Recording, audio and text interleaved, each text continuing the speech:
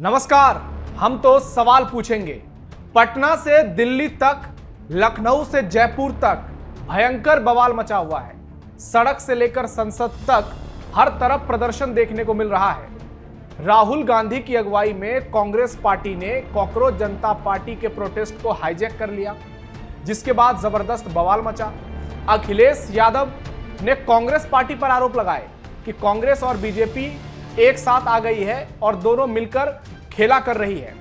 वहीं बिहार में आज कांग्रेस और बीजेपी के कार्यकर्ताओं के बीच जमकर मारधाड़ देखने को मिला। लाठी चले, डंडे चले, लात घूंसे तक चले और सदाकत आश्रम के बाहर खूब हंगामा हुआ। इसी बीच दिल्ली प्रोटेस्ट को लेकर बहुत सारे खुलासे हुए। कॉकरोच जनता पार्टी के प्रोटेस्ट को लेकर बहुत सारे ऐसे खुलासे हुए जिसके बाद प्रदर्शन को लेकर गंभीर सवाल उठे।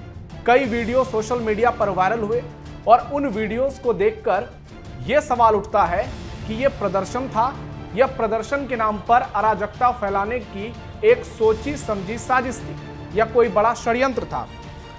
इस हिंसक प्रदर्शन में 120 से ज्यादा पुलिसकर्मी घायल हो गए, 5 आईपीएस ऑफिसर घायल हो गए। पुलिस वालों की जमकर पिटाई की गई इन तिलचट्टों के द्वारा। तस्वीरों में आप देख सकते हैं कि कैसे पुलिस वालों को, रैप के जवानों को दौड़ा दौड़ा कर मारा गया, पीटा गया। महिलाओं के साथ बदतमीजी की गई, महिला पत्रकार के साथ बदसलूकी की गई, पुरुष पत्रकार के कपड़े फाड़े गए, कई टीवी चैनल्स के रिपोर्टरों के साथ मारपीट की गई। इस दौरान हिंदू विरोधी नारे लगाए गए। कहा गया कि भारत तेरे 7 टुकड़े होंगे। बहुत सारे वीडियो सोशल मीडिया पर वायरल हुए और भगवान श्री राम का भी अपमान किया गया। नेपाल, पाकिस्तान, बांग्लादेश बनाने की बात की गई। प्रकाश राज, अरुंधति राय जैसे हिंदू विरोधी चेहरे जब आए तो वहां पर सिर्फ हिंदुओं के खिलाफ साजिश नजर आई और क्या कुछ हुआ आपने देखा था। इसी दौरान विजेता दहिया, जो कॉकरोच पार्टी का प्रवक्ता था, अब उसे निकाला जा चुका है। उसका एक बयान सोशल मीडिया पर इतना वायरल हुआ कि हिंदू समाज आक्रोशित हो गया। विजेता दहिया ने प्रेमानंद जी महाराज को लेकर बहुत ही घटिया टिप्पणी की और कहा कि वो होंगे महाराज, मेरे लिए कुछ नहीं है। आज भी प्रेमानंद जी महाराज के दर्शन करने के लिए टीम इंडिया के स्टार प्लेयर विराट कोहली पहुंचे। जी हां, विराट कोहली जो 5000 करोड़ जिनका नेटवर्थ है, वो प्रेमानंद जी के पास जा रहे हैं। करोड़ों हिंदुओं की जिनमें आस्था है, सारे लोग प्रेमानंद जी की पूजा करते हैं, लेकिन ये तिलचट्टे प्रेमानंद जी को लेकर टिप्पणियां करते हैं। इनकी हिम्मत नहीं है कभी दूसरे धर्म को लेकर टिप्पणी करने की। अगर इतनी ही हिम्मत है तो किसी मौलाना के बारे में बोलकर दिखाओ, हाफिज सईद के बारे में बोलो, मसूद अजहर के बारे में बोलो। लेकिन यह तिलचट्टा किसी के बारे में नहीं बोल रहा है, सिर्फ हिंदुओं का अपमान कर रहा है, हिंदुओं के भगवान को गाली दे रहा है। और इस पूरे प्रदर्शन में जो तस्वीरें निकलकर सामने आई, उसने इस बात पर मुहर लगा दी कि इस प्रदर्शन में छात्र कम थे और अराजक तत्व ज्यादा थे। और अब जब वीडियो सामने आ रहे हैं, जब महिला पत्रकार के साथ ऐसी बदसलूकी की तस्वीरें सामने आ रही है, पुलिस वालों के साथ मारपीट की तस्वीरें सामने आ रही है, सरकारी संपत्तियों को जलाया जा रहा है, तोड़फोड़ की जा रही है, आगजनी की जा रही है, तो लोग पूछ रहे हैं कि ये छात्र कैसे हैं? भारत की संपत्तियों पर डाका डालने वाले लोग क्या प्रदर्शन कर सकते हैं? आप इस्तीफा मांगिए, धर्मेंद्र प्रधान का क्या, नरेंद्र मोदी का भी मांगिए, लेकिन नीट पेपर लीक में हिंदू विरोध कहां से आ जाता है? भारत तेरे टुकड़े होंगे ये कहां से आ जाता है? ब्राह्मणों भारत छोड़ो ये कहां से आ जाता है? ये प्रदर्शन था, यह प्रदर्शन के नाम पर नंगा नाच था। आज हम इसी मुद्दे पर डिबेट करेंगे। ऐसे में आज के डिबेट का सवाल, प्रदर्शन के नाम पर इतनी अराजकता क्यों, और आंदोलन या भारत और हिंदू विरोधी साजिश? चर्चा में मेरे साथ बीजेपी से माधव चौधरी जी जुड़े हुए हैं, समाजवादी पार्टी के राष्ट्रीय प्रवक्ता डॉक्टर निखिल खत्री जुड़े हैं, जन स्वराज से सोनाली आनंद जी जुड़ी हुई हैं, कांग्रेस से रोशन सिंह जुड़े हुए हैं और राजनीतिक विश्लेषक सीनियर जर्नलिस्ट अरुणेश द्विवेदी जी जुड़े हुए हैं। तो अरुणेश जी, शुरुआत मैं आपके साथ ही आज करना चाहता हूं। अब जिस तरीके से दिल्ली प्रोटेस्ट को लेकर खुलासे हो रहे हैं, वीडियो सामने आ रहे हैं, अब साफ साफ नजर आ रहा है कि हिंसा अपने जगह पर जो की गई, क्या यह सही थी? जिस तरीके से दिल्ली को जलाने की कोशिश की गई, इस्तीफे और पेपर लीक के नाम पर यह जो हुड़दंग मचाया गया, कपड़े फाड़े गए, पुलिस वालों को पीटा गया, यह कैसा आंदोलन है? जहां नेपाल, बांग्लादेश और पाकिस्तान बनाने की बात की जाती है, उन पुलिस कर्मियों को उस तरह से पीटा जाता है, लगता है वो कोई दंगाई हैं। और उसके बाद ये लोग छाती पीटते हैं कि भारत में फ्रीडम ऑफ स्पीच खत्म हो गया है, भारत में डेमोक्रेसी खत्म हो गई है। तो इस तरीके से भारत को जलाने की कोशिश करेंगे तो भारतीय सेना और पुलिस वाले क्या हाथ पर हाथ धरकर बैठे रहेंगे? देखिए, ये जो पूरा मामला है बहुत ही गंभीर मामला है और गलतियां दोनों तरफ से हो रही हैं। बात साफ हुई, 20 दिन से एक प्रोटेस्ट चल रहा है और वहां पे सोनम वांगचुक कर रहे हैं। तो सरकार को ये लगा था कि भाई चलो ठीक है, पूरा इनको फ्रीडम दो, करने दो, इसके बाद ये खुद ही चले जाएंगे। वो नहीं गए, तब जाके 20 दिन बाद 21वें दिन सरकार की तरफ से कोई रिप्रेजेंटेटिव आ गया।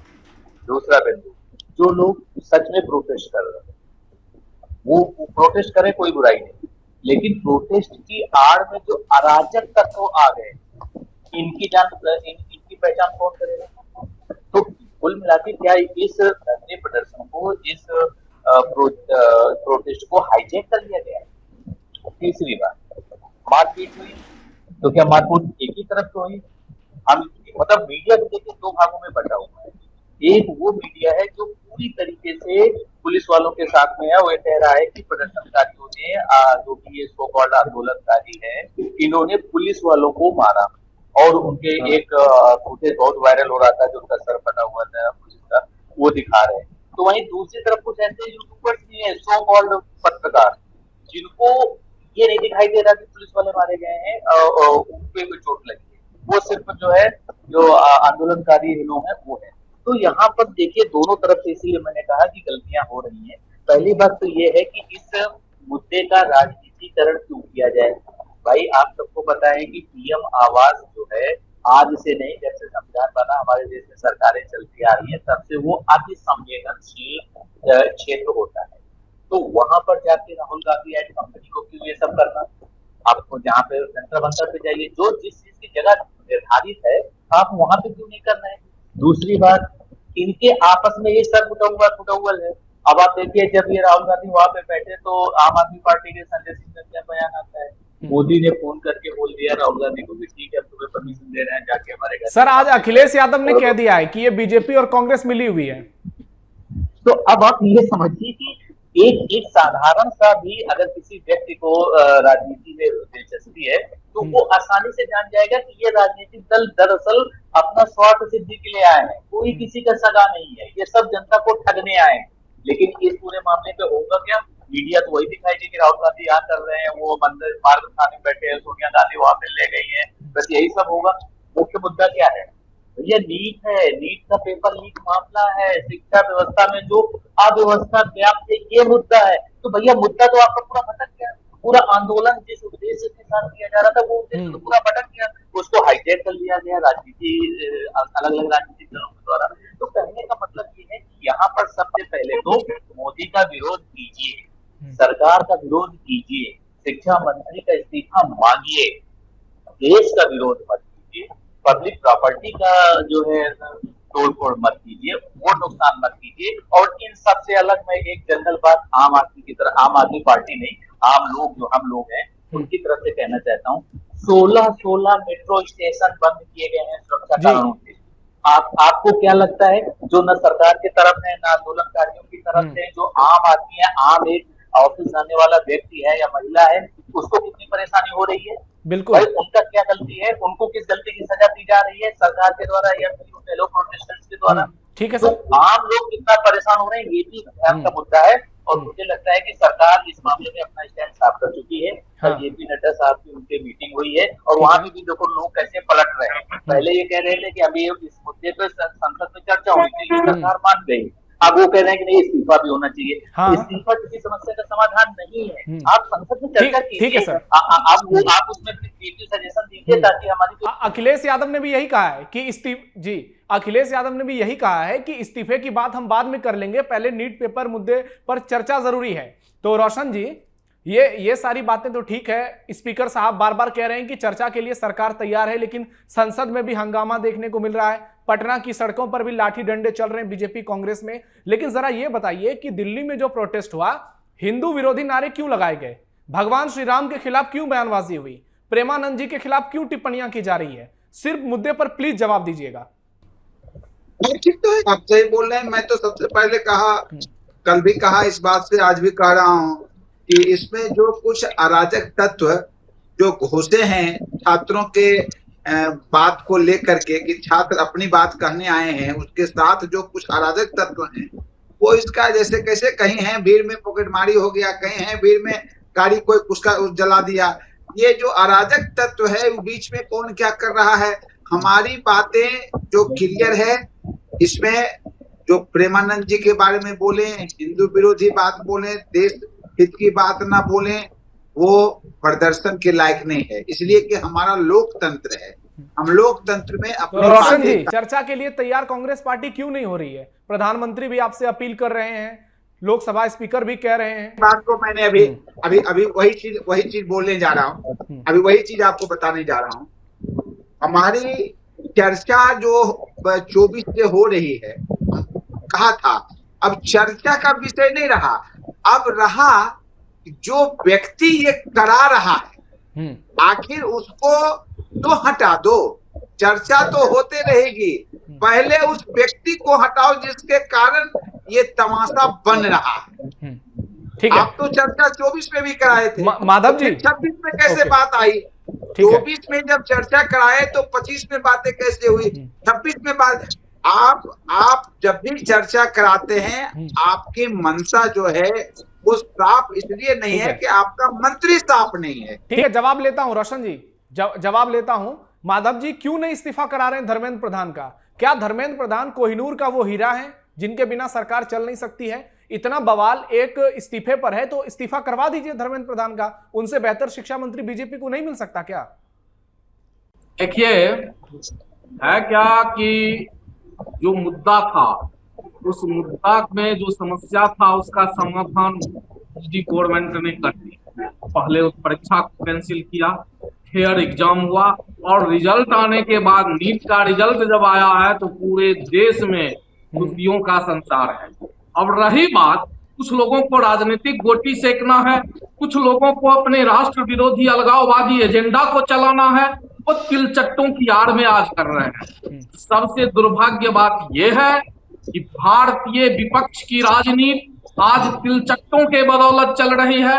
राहुल गांधी जैसे लोग जब वहां पहुंच करके बैठ रहे हैं तिलचट्टों के साथ, ये निर्लजता की पराकाष्ठा है। विपक्ष के लोग इशू लेस है, इशू कुछ है नहीं, तो तिलचट्टों की आड़ में भारत विरोधी एजेंडा को साकार करने के लिए, लेकिन माधव जी पेपर लीक का मुद्दा बहुत अहम है और विपक्ष आरोप लगा रहा है, गाली देने के लिए ऐसे लोगों के साथ विपक्ष खड़ा है। ठीक है, सुनिए ना, विपक्ष का कहना है कि आप लोग जो है सिर्फ गुमराह करते हैं, संसद में चर्चा होने देना नहीं चाहते हैं।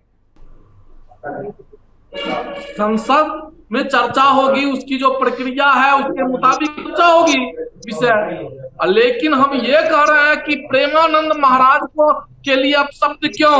नीट जो छात्राएं पास कर गई हैं, जो छात्र पास कर गए हैं नीट, उन लोगों के लिए अब शब्द क्यों? उस प्रदर्शन में, उस प्रोटेस्ट से हिंदू विरोधी और भारत विरोधी बातें हो रही है, और उसके साथ विपक्ष क्यों खड़ा है? ठीक है माधव जी, कभी अलगाववाद के खिलाफ बोलते हुए सुने हैं?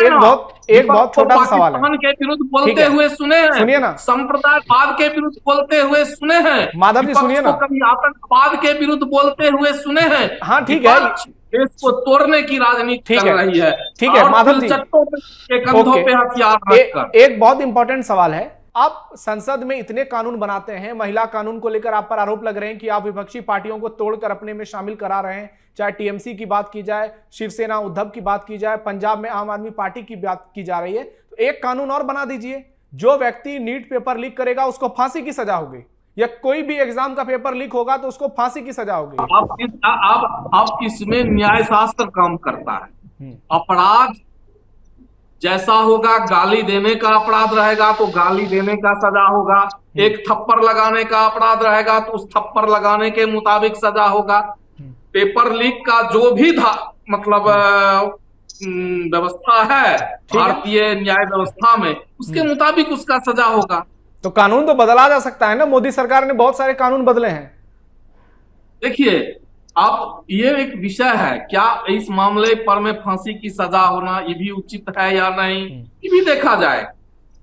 नहीं माधव जी, उचित क्यों नहीं है? उचित क्यों नहीं है? लाखों छात्रों की जिंदगी बर्बाद हो रही है। 20 से ज्यादा छात्रों ने आत्महत्या कर ली है।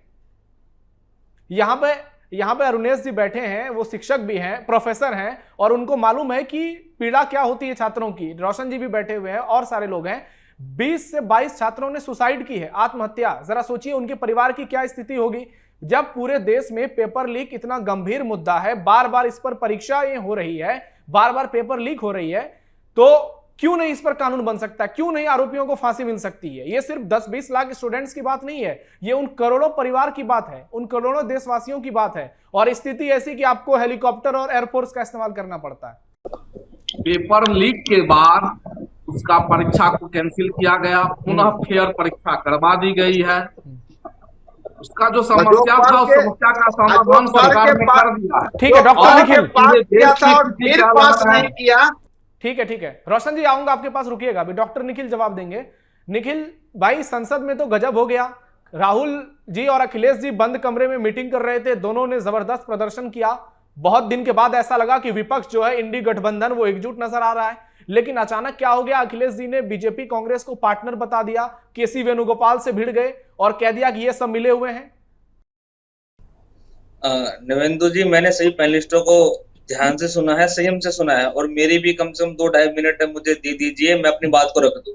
जहां पर आपने इंडिया गठबंधन पर उठाया, तो हम सभी एक हैं, क्योंकि जो भी भारतीय जनता पार्टी नीतियों के खिलाफ जो भी देश को बचाना चाहता है वो इंडिया गठबंधन में है। तो आप हमारी बात ना करें, पर जो ठगबंधन वाले हैं जिन्होंने पूरे देश को ठग लिया है, बात इनकी होनी चाहिए। चलो ये दूसरा मुद्दा है, पर अगर मुद्दे की बात अगर आप कर रहे थे तो आपने सबसे पहले विजेता दहिया का नाम लिया। तो मैं आपके चैनल के माध्यम से बता दूं, 19 तारीख को मेरी और अभिजीत दीपके जी की बात हुई थी, तो मैंने उनको साफ तौर पर बोला था कि आप इस विजेता दहिया को हटा दो, क्योंकि कहीं ना कहीं अगर ये रहेगा तो ये हमारे आंदोलन को कहीं ना कहीं ये मजबूत नहीं होने देगा। और उसके बाद अभिजीत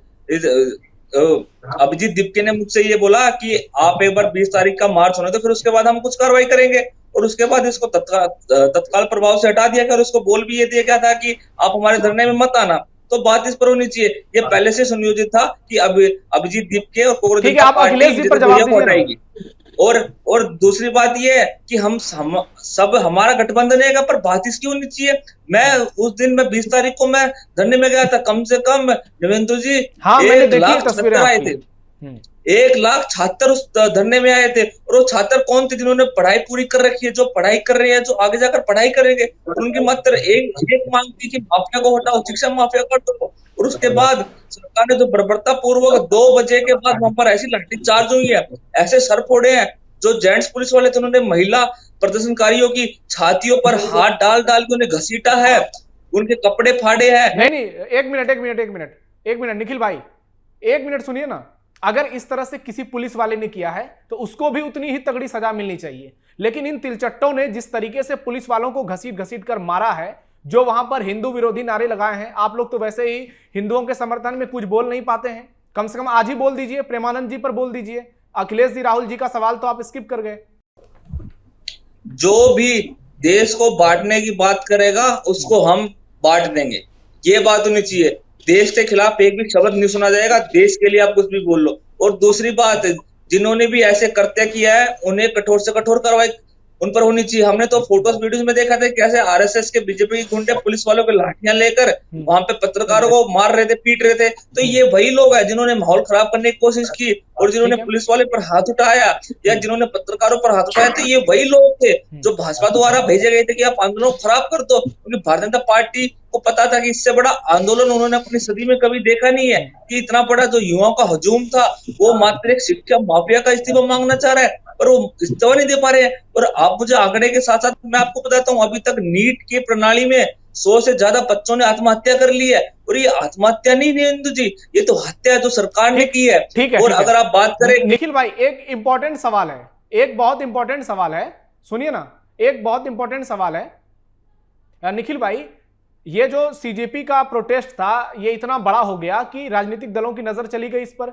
राहुल गांधी भी कूद गए, अखिलेश यादव भी कूद गए, क्या यूपी चुनाव को देखते हुए समाजवादी पार्टी और कांग्रेस में इस वक्त भयंकर लड़ाई इस बात की चल रही है कि इस प्रोटेस्ट में ज्यादा लाइमलाइट कौन बटोरे? राहुल जी भी लगे हुए हैं, अखिलेश जी भी लगे हुए हैं, और इसीलिए दोनों पार्टियों के बीच झगड़े हो रहे हैं। लाइमलाइट की बात निवेंदु जी, इसमें कुछ नहीं है। आपने तो देखा होगा हमारे सांसद सारे हमारी सांसद भाभी माँ डिम्पल जी भी गई थी, पर उनको भी जंतर मंतर नहीं पहुंचने दिया। तो समाजवादी पार्टी हमेशा छात्रों के साथ है। और अगर हमारे देश के मुद्दे और पॉलिटिकल पार्टी नहीं उठाएगी तो कौन उठाएगा? क्योंकि बीजेपी चाहती है कि ऐसे मुद्दे ना उठाए। भैया राजनीतिक लोग हमेशा जनता के लिए, समाजवादी लोग लगे रहते हैं। मैं सोनाली जी के पास आता हूं। निखिल भाई रुकिएगा, ठीक है, मैं सोनाली जी के पास आता हूं। एक छोटा सा सवाल निखिल जी आपसे है। मैंने एक वीडियो देखा है उसी प्रोटेस्ट का। एक लड़का कह रहा है कि मैं यहां डिंपल यादव जी को देखने के लिए आया हूं, मेरा प्रोटेस्ट से कोई लेना देना नहीं है। बताइए। नहीं निवेंदु जी, जब वहां के छात्रों को पता लगा कि समाजवादी पार्टी ने डिम्पल भाभी माँ को और सांसदों को भेजा है, तो कम से कम वो चाहते थे कि वो भाभी माँ की बात सुने, वो समाजवादी पार्टी के सांसदों की बात सुने। तो इसमें गलत क्या है? नहीं, उस लड़के ने कहा मैं उनको लाइक करता हूं, पसंद करता हूं, मेरे पास वीडियो है। आप मुझे एक बात बताइए, इस समय बात लाइक क्यों नहीं चाहिए? इस समय बात तो डिसलाइक क्यों नहीं चाहिए कि कौन से नेता को इस समय जनता सबसे ज्यादा डिसलाइक कर रही है? क्या वो मोदी जी नहीं है जिसको जनता सबसे ज्यादा डिसलाइक कर रही है? ठीक है, सोनाली जी के पास मैं सबसे लास्ट में इसलिए आया क्योंकि इस पूरे घटनाक्रम के बीच में बांकीपुर का उपचुनाव हो रहा है। 30 तारीख को वोटिंग होनी है। दिल्ली से लेकर पटना तक बवाल चल रहा है। तो सोनाली जी, क्या लग रहा है इन तमाम चीजों का इंपैक्ट बांकीपुर इलेक्शन पर कितना पड़ेगा, और जनस्वराज क्या लड़ाई में मजबूत होती जा रही है? क्योंकि बीजेपी की तरफ से अब दावे किए जाने लगे हैं कि प्रशांत किशोर कम से कम 50,000 वोट से चुनाव हारेंगे। देखिए, मैं तो यही फिर कहूंगी कि उस दिन का वेट करिए, रिजल्ट्स का वेट करिए, परिणाम आपकी आंखों के सामने होगा। दावे ठोकना बीजेपी की पुरानी आदतें हैं और झूठ बोलना उनकी पुरानी आदत में से है। और मैं बस क्योंकि मेन मुद्दा डिबेट का था, उस पर थोड़ा 2-3 स्टेटमेंट देना चाहती हूँ कि जिस ढंग से अभी कहा गया कि एंटी सोशल एलिमेंट्स हमारे उस प्रोटेस्ट में जुड़ रहे हैं, सीधी सी बात यहाँ पे ये है। मैं बस कुछ बातें कहना चाहती हूँ कि जो भी पार्टी हमारे मत में, हमारे सरकार में सत्ता में बैठी होती है, तो क्या उसके 100% वोटर होते हैं? नहीं होते हैं। इसका मतलब ये होता है कि 100% लोग उसका सपोर्ट नहीं कर रहे, लेकिन मैक्सिमम लोग उसका सपोर्ट कर रहे हैं। सिमिलर वे जो ये प्रोटेस्ट आप देख रहे हैं, तो वहां पे जो भीड़ जुटी हुई है, वहां पे कुछ एंटी सोशल एलिमेंट्स आपको दिखाई पड़ सकते हैं। जरूरी नहीं है कि वहां पे आपके जो होंगे 100% समर्थक ही होंगे। कुछ भीड़ यूं ही आती है और यूं ही डिस्टर्ब करने भी आती है, कुछ प्रायोजित भी होती है, बहुत सारे स्पॉन्सर्ड भी होते हैं, जो हमें पता है। और मुझे नहीं लगता कि इसमें बात करने की जरूरत है। लेकिन मैक्सिमम लोगों का क्या कहना है, मैक्सिमम लोगों का मत क्या है, मैक्सिमम लोग क्या चाहते हैं, ये मायने रखता है।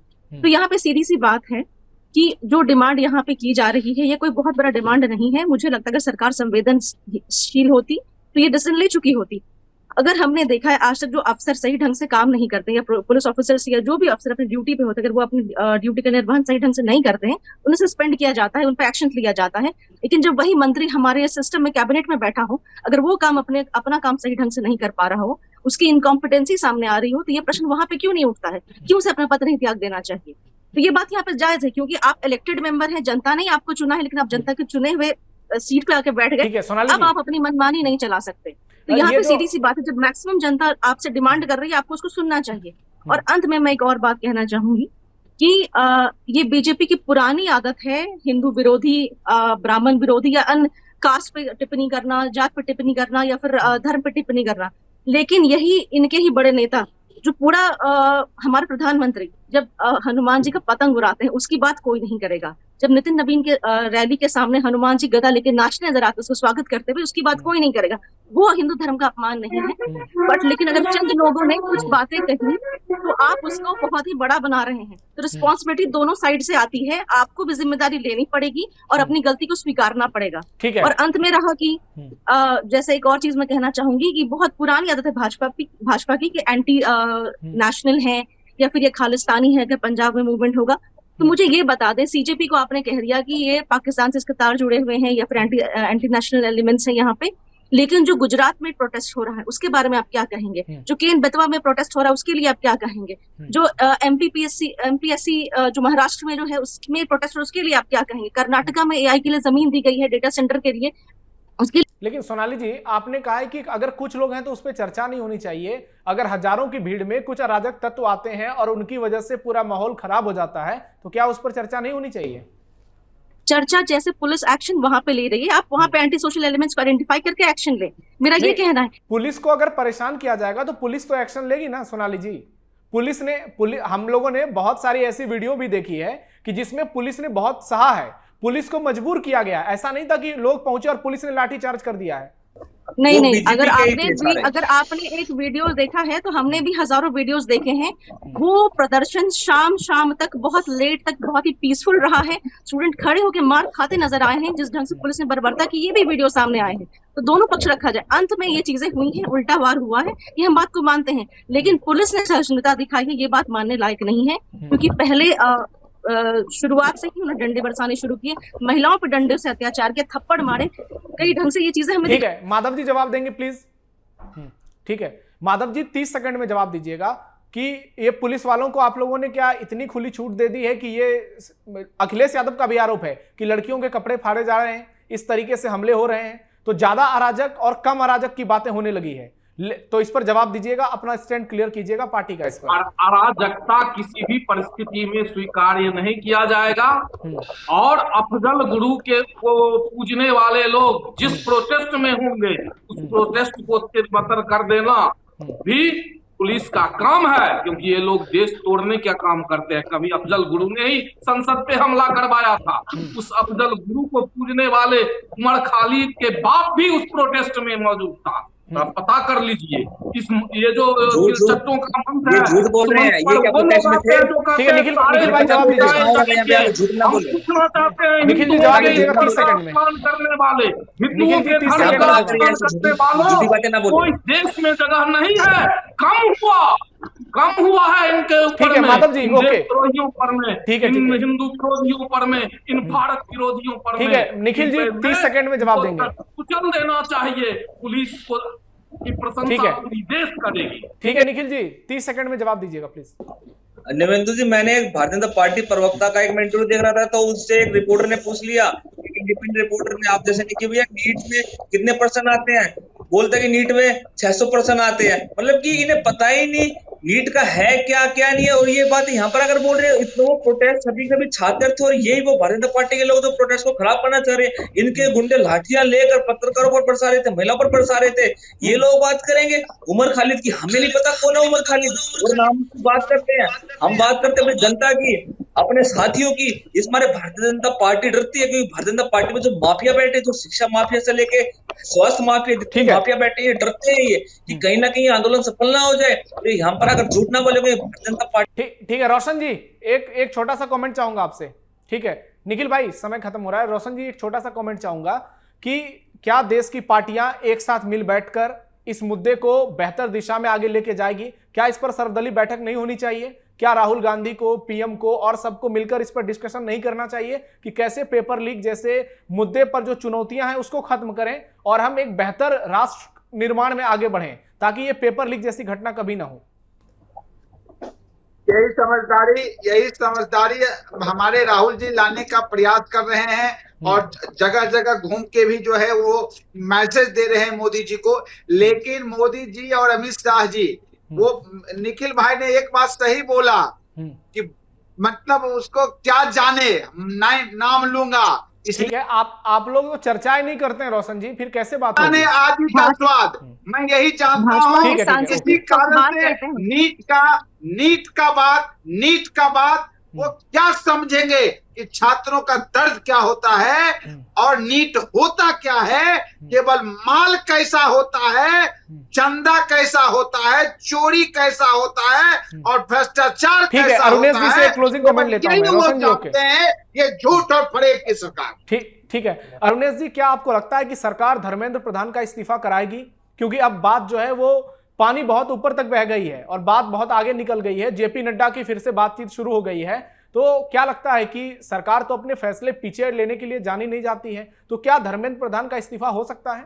कुछ राजनीतिक दलों ने युवाओं को अपने जाल में आकर्षित करने के लिए राजनीतिकरण कर दिया है। ठीक है सर, टाइम खत्म हो रहा है। ऐसा है तो हाँ, तो कुल मिलाकर मैं अब आपके मुख्य जो सवाल था उसका जवाब दे देता हूँ। सरकार फिलहाल इस मुद्दे पर चर्चा करने को तैयार है और मुझे लगता है तैयार रहेगी। इस्तीफा लेंगे पहले इस्तीफा लेंगे। आज की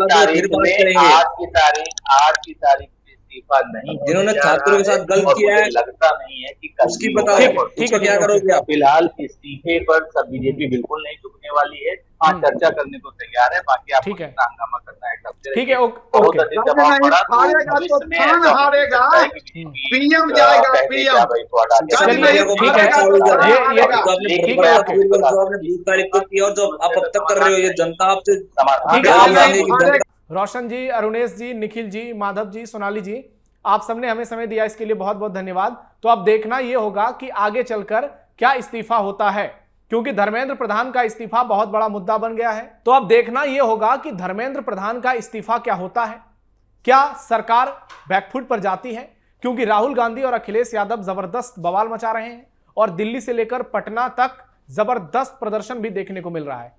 तो निगाहें सरकार पर होंगी, संसद आगे चलता है, क्या कुछ होता है और इस प्रोटेस्ट को लेकर आगे क्या जानकारी सामने आती है। दो बातें हैं जो अरुणेश जी ने भी कही कि पहली बात, दिल्ली में जो कुछ भी हुआ, अगर पुलिस वाले ने कहीं गलती की है तो उसकी भी जांच होनी चाहिए, और अगर किसी पुलिस वाले ने किसी लड़की के साथ, किसी महिला के साथ अभद्रता की है तो उस पर भी एक्शन होना चाहिए। और जिन लोगों ने नारे के आड़ में हिंदू विरोधी नारे लगाए हैं, देश विरोधी नारे लगाए हैं, उनको और कड़ी से कड़ी सजा होनी चाहिए, क्योंकि बात देश की संप्रभुता की है। आंदोलन, धरना प्रदर्शन, पेपर लीक सारे मुद्दे हैं, लेकिन सबसे ऊपर देश है। कौन सच बोल रहा है, कौन झूठ बोल रहा है, ये आप तय कीजिए, कमेंट बॉक्स में बताइए। फिलहाल के लिए इतना ही, धन्यवाद।